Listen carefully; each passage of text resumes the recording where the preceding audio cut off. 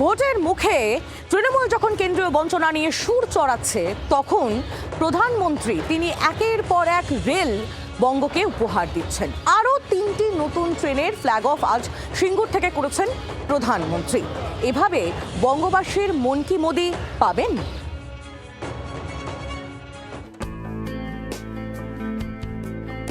ভোটবঙ্গে কান পাতলেই এখন ট্রেনের কুঝিকঝিক শব্দ। গত দুদিনে বঙ্গবাসীকে 1 ডজনেরও বেশি হাই স্পিড ট্রেন উপহার দিলেন নরেন্দ্র মোদী। রবিবার সিঙ্গুর থেকে আরও 3টি অমৃত ভারত এক্সপ্রেসের সূচনা করলেন প্রধানমন্ত্রী। তিনি জানান, পশ্চিমবঙ্গের উন্নয়নে জড়িয়ে আছে দেশের বিকাশ। ये पश्चिम बंगाल के विकास भारत के विकास के लिए बहुत महत्वपूर्ण है।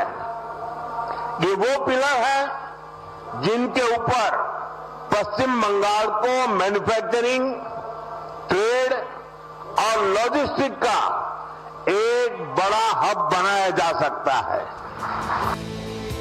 এদিন যে 3টি অমৃত ভারত ট্রেনের সূচনা হয় সেগুলি হল হাওড়া আনন্দ বিহার, সাঁতরাগাছি তাম্বরম এক্সপ্রেস, শিয়ালদা বেনারস।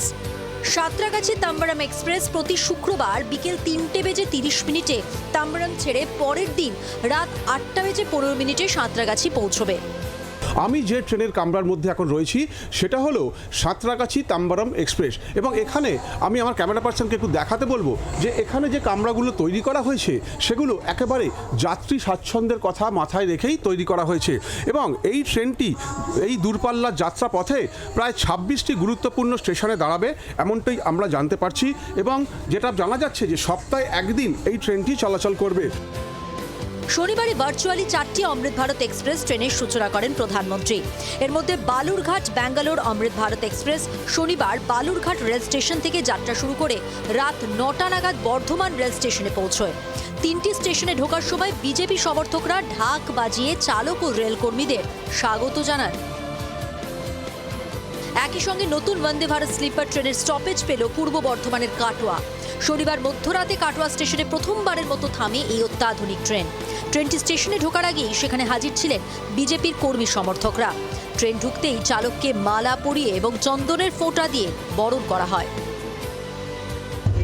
প্রথম বন্দে ভারত স্লিপার ট্রেন আজই উদ্বোধন হয়েছে মালদায়, এবং দেশের প্রধানমন্ত্রী এই ট্রেনের উদ্বোধন করেছিলেন।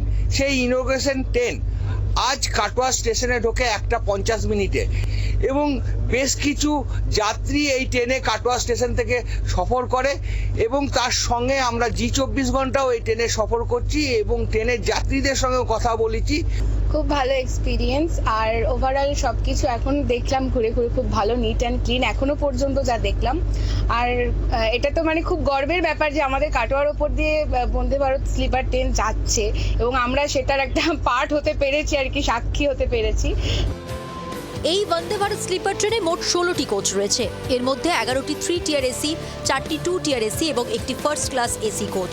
একসঙ্গে সর্বোচ্চ 823 জন যাত্রী এই ট্রেনে ভ্রমণ করতে পারবেন। আগামী 22শে জানুয়ারি থেকে আনুষ্ঠানিকভাবে এই বন্দে ভারত ট্রেনের যাত্রা শুরু হবে। ব্যুরো রিপোর্ট, জি24 ঘন্টা। বাংলার আওয়াজ, বাঙালির আবেগ, জি24 ঘন্টা।